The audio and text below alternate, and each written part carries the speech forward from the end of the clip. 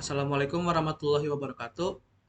Perkenalkan nama saya Randia Muhammad Gunawan dengan NIM 21105111138. Pada kesempatan kali ini, saya akan mempresentasikan hasil proposal skripsi saya yang berjudul Analisis Fenomena Biorka terhadap Undang-Undang Informasi dan Transaksi Elektronik. Proposal skripsi ini disusun untuk memenuhi ujian akhir semester metode penelitian dengan dosen pengampu yaitu Ibu Yuni Widyastiwi, Eskom MSI.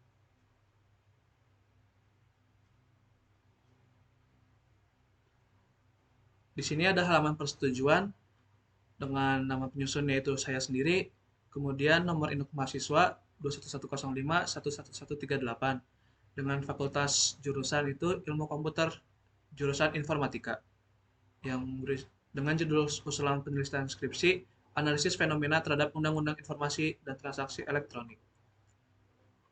Dengan dosen pembimbingnya yaitu di sini saya mengambil dosen pembimbing akademik saya yaitu Dr. Didit Widianto, Eskom MSI. Proposal ini saya buat pada tanggal 5 Desember 2022.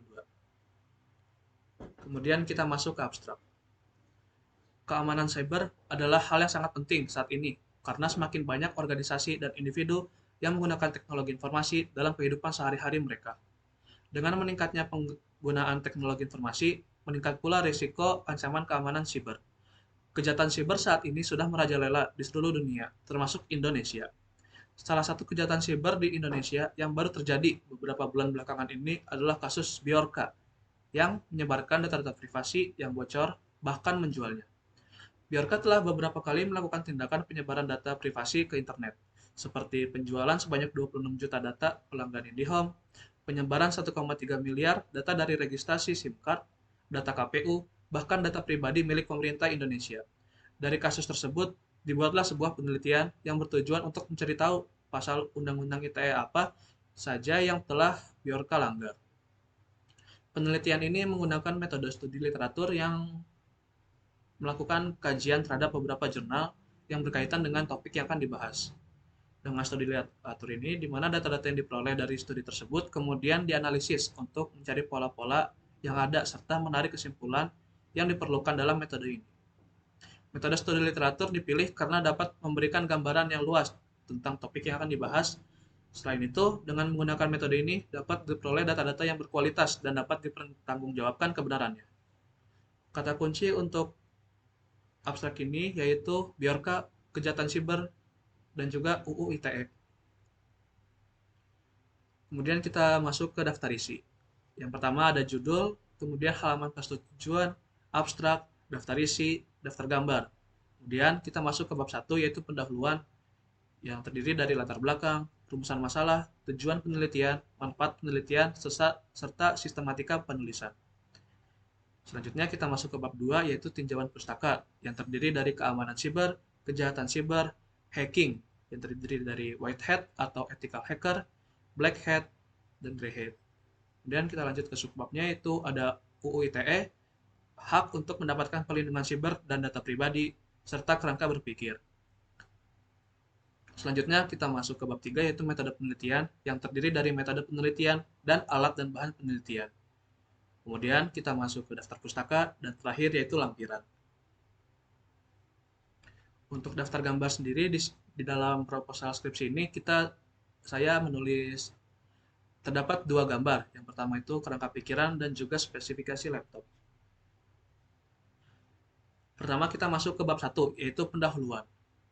Di sini saya akan menjelaskan latar belakangnya.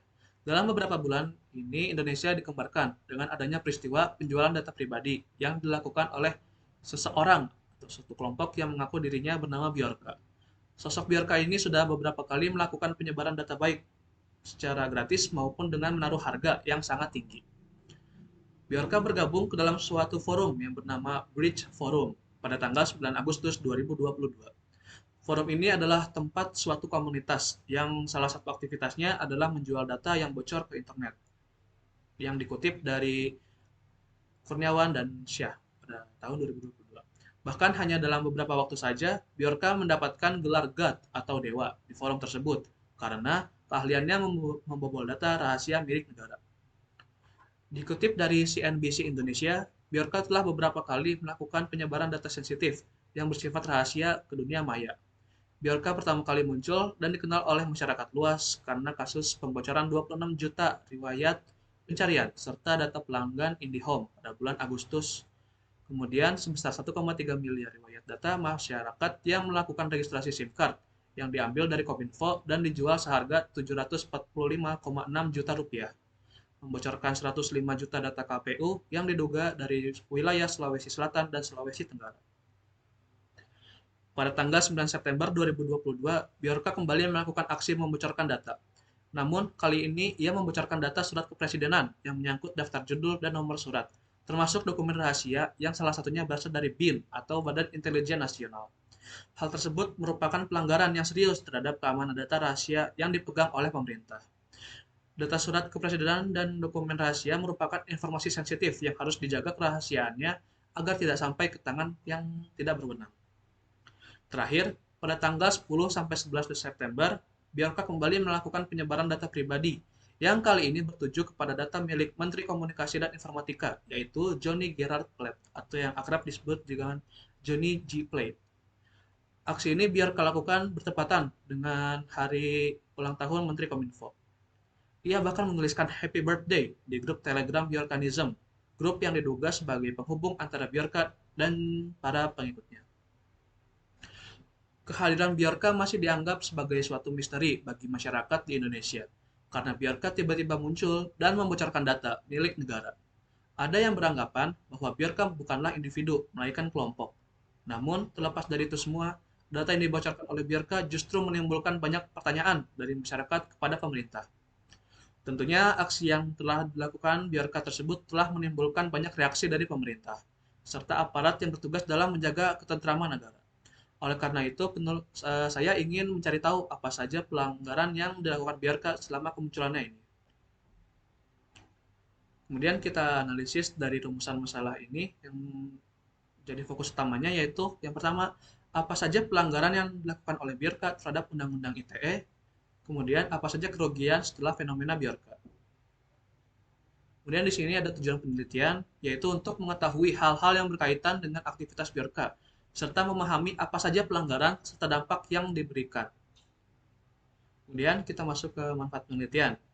Dengan dilakukannya penelitian ini, saya berharap dapat meningkatkan kesadaran masyarakat tentang betapa pentingnya menjaga data pribadi agar tidak terjadi hal yang sama di kemudian hari. Selanjutnya kita masuk ke sistematika penulisan. Sistematika penulisan proposal analisis fenomena Bjorka terhadap undang-undang informasi dan transaksi elektronik yang itu ada bab 1 pendahuluan. Pada bab ini menjelaskan alasan yang akan penulis bahas, rumusan masalah sebagai fokus utama yang akan dibahas, tujuan penelitian, manfaat penelitian kepada para audiens, serta sistematika penulisan yang akan digunakan. Kemudian di bab 2 tinjauan pustaka yaitu menjelaskan tentang teori-teori yang berkaitan sebagai pendukung penelitian yang diambil dari berbagai macam literatur. Kemudian untuk bab 3-nya yaitu metodologi penelitian. Pada bab ini berisi tentang tahapan-tahapan yang digunakan oleh penulis berdasarkan kelompok metode yang akan digunakan. Selanjutnya kita masuk ke bab 2, yaitu tinjauan pustaka. Yang pertama ada keamanan siber. Keamanan siber adalah suatu kegiatan atau proses yang bertujuan untuk menjaga dan mengamankan segala ancaman yang dapat mengganggu serta merusak sistem, jaringan, atau aplikasi, atau secara ringkasnya adalah untuk melindungi aset penting yang berada di media digital. Keamanan siber ini sangat diperlukan jika ingin melakukan transaksi elektronik agar tidak terjadi kejahatan cyber. Kemudian ada kejahatan siber. Ya, itu salah satu bentuk kejahatan yang memanfaatkan teknologi yang dapat merugikan pihak lain. Kejahatan siber dapat terjadi dari dalam maupun luar negeri dan dapat terjadi siang ataupun malam karena sifatnya dapat menembus ruang dan waktu. Artinya, kejahatan ini dapat dilakukan di mana saja dan kapan saja. Kemudian kita masuk ke dalam hacking. Peretasan atau yang bisa disebut dengan hacking adalah suatu teknik yang dipakai oleh suatu pihak untuk mengambil dan memanipulasi data, bahkan menyerang suatu jaringan atau sistem dengan cara mencari kelemahan sistem atau jaringan tersebut dan memanfaatkannya agar mendapatkan hak akses suatu data atau sistem tanpa izin dari pemiliknya. Motivasi orang-orang untuk melakukan hacking tentunya beragam-ragam. Ada yang positif seperti untuk mengetes suatu kelemahan sistem, menguji keamanan sistem, tapi tidak terlepas dari itu juga ada yang negatif seperti untuk cari kesenangan pribadi atau untuk keisengan dan juga untuk mengambil data yang nantinya bisa dijadikan sebagai suatu bisnis. Melihat dari beberapa motivasi yang telah disebutkan, maka hacker ini dibagi menjadi beberapa kelompok atau golongan yang dikelompokkan berdasarkan tujuannya. Yang pertama yaitu white hat atau ethical hacker. Kelompok ini melakukan hack untuk mencari kelemahan suatu sistem atau jaringan yang bertujuan untuk membantu suatu pihak menguji keamanan sistem dan jaringan mereka. White hat hacker juga biasa disebut sebagai ethical hacker karena tujuannya yang tidak merugikan pihak lain. Kemudian ada black hat. Black hat adalah kelompok hacker yang berbahaya karena tujuan dari kelompok ini adalah untuk merusak, menjual, ataupun menyebarluaskan data. Kelompok ini biasanya bergerak secara ilegal. Kelompok ini akan menghalalkan segala cara agar mendapatkan apa yang mereka tuju. Kemudian ada grey hat. Kelompok ini bisa dibilang merupakan campuran dari kedua kelompok di atas. Karena kelompok grey hat hacker terkadang melakukan apa yang black hat lakukan, tetapi terkadang mereka juga melakukan apa yang white hat lakukan. Kelompok ini biasanya bergerak atas dasar bisnis atau mencari keuntungan saja. Kemudian kita masuk ke subbab selanjutnya, yaitu Undang-Undang ITE. Undang-Undang Informasi dan Transaksi Elektronik atau UU ITE adalah sebuah undang-undang yang diciptakan untuk menjaga penggunaan internet dan teknologi informasi lainnya sebagai sarana komunikasi dan transaksi secara digital. Undang-undang ini diresmikan pada tanggal 25 Maret 2011 dan mulai diberlakukan pada tanggal 21 April 2011. Undang-undang ini berfungsi untuk menjawab suatu permasalahan hukum yang berkaitan dengan elektronik dan mencakup seluruh transaksi berbasis elektronik yang memiliki kekuatan hukum. Undang-undang ini mengatur tentang kejahatan siber yang dijelaskan pada bab 8 pasal 27 sampai 37. Pasal-pasal tersebut mengatur tentang tindakan-tindakan yang merugikan atau melanggar hak orang lain di dunia maya, seperti konten asusila, perjudian, penghinaan, dan pemerasan, menyebarkan berita hoaks, berita kebencian, dan permusuhan, ancaman kekerasan, cracking atau mengakses komputer orang lain tanpa izin, penyadapan, perubahan penghilangan informasi, pemindahan, perusakan, membuka informasi rahasia, menyebarkan virus yang merusak sistem, serta pembuatan dokumen palsu atau phishing. Kemudian kita masuk ke subbab selanjutnya, yaitu hak untuk mendapatkan pelindungan siber dan data pribadi. Pada dasarnya, tiap manusia memiliki HAM atau hak asasi manusia yang harus dihormati, termasuk dengan hak tiap orang untuk mendapatkan privasi. Pasal 12 dalam Deklarasi Umum Hak Asasi Manusia menetapkan tentang hak setiap orang untuk mendapatkan perlindungan terhadap pengawasan yang tidak wajar atau pengungkapan yang tidak wajar terhadap privasinya. Hal ini mengisyaratkan bahwa setiap orang memiliki hak untuk mendapatkan perlindungan terhadap pengawasan yang tidak wajar atau pengungkapan yang tidak wajar terhadap data-data pribadi yang dimilikinya. Hal ini seiringan dengan konsep kejahatan siber di mana orang-orang akan membobol data pribadi orang lain tanpa seizin pemiliknya, yang kemudian disebarluaskan kepada umum. Prinsip-prinsip tersebut, data pribadi adalah suatu informasi yang dapat mengidentifikasi suatu individu. Hal ini meliputi nama, nomor identitas, lokasi, dan lainnya. Meskipun peraturan mengenai perlindungan pada setiap negara berbeda, namun prinsipnya itu tetap sama. Prinsip-prinsip tersebut antara lain pembatasan pengumpulan, prinsip kualitas data, prinsip perlindungan keamanan, prinsip keterbukaan, prinsip antisipasi, dan prinsip akuntabilitas. Walaupun mencegah serangan siber dan menemukan identitas pelaku sulit untuk dilakukan, namun negara memiliki kewajiban untuk melindungi rakyatnya dari segala ancaman yang dapat mengganggu kebebasan dalam berpendapat dan berekspresi. Kewajiban tersebut membuat negara harus tetap sigap dalam mengambil tindakan dan melakukan investigasi agar dapat menangkap pelaku. Selanjutnya yaitu kerangka berpikir. Kerangka berpikir saya yaitu pertama dari hacker, kemudian dari hacker tersebut kita dapatkan Bjorka yang melakukan kebocoran data yang dijual bebas, kemudian kita analisis pelanggaran yang dilakukan pada Undang-Undang ITE dan juga kerugian yang dihasilkan.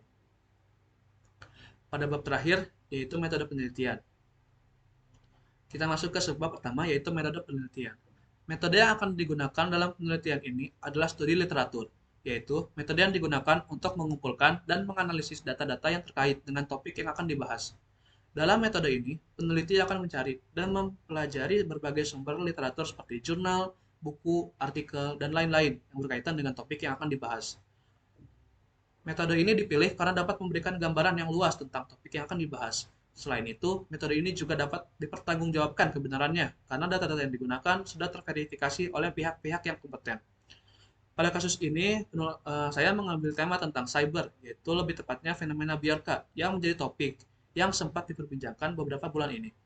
Saya melakukan kajian ini pada jurnal yang berhubungan dengan Undang-Undang ITE, Cyber Security, Cyber Attack, dan juga Ethical Hacking yang akan menjadi penunjang selama penelitian dilakukan. Kemudian untuk alat utama yang digunakan untuk penelitian ini adalah laptop dan akses internet. Saya akan menggunakan laptop ini untuk mencari dan mengumpulkan data-data yang diperlukan melalui akses internet. Penggunaan laptop dan akses internet ini dipilih karena memudahkan saya dalam mencari dan mengumpulkan data yang diperlukan. Selain itu, dengan menggunakan alat tersebut, saya dapat melakukan penelitian secara lebih efisien dan efektif. Adapun spesifikasi laptopnya itu akan saya jelaskan, yaitu laptop Lenovo dengan operating sistemnya Windows 11 dan prosesor AMD Ryzen 5 5600H dengan memori 16 GB. Kemudian ini adalah daftar pustaka selama saya mengerjakan penelitian ini. Kemudian terakhir kita masuk ke lampiran, yaitu eh, untuk mengecek plagiarisme, besar plagiarisme yang saya buat yang menggunakan Turnitin. Untuk similarity indeksnya sebesar 22%, yang berasal dari internet source 21%, publication 3%, dan student paper 7%. Ini adalah rinciannya. Baik, sekian yang dapat saya sampaikan mengenai proposal penelitian ini. Mohon maaf apabila ada kekurangan serta kesalahan dalam perkataan saya. Terima kasih atas perhatiannya. Wassalamualaikum warahmatullahi wabarakatuh.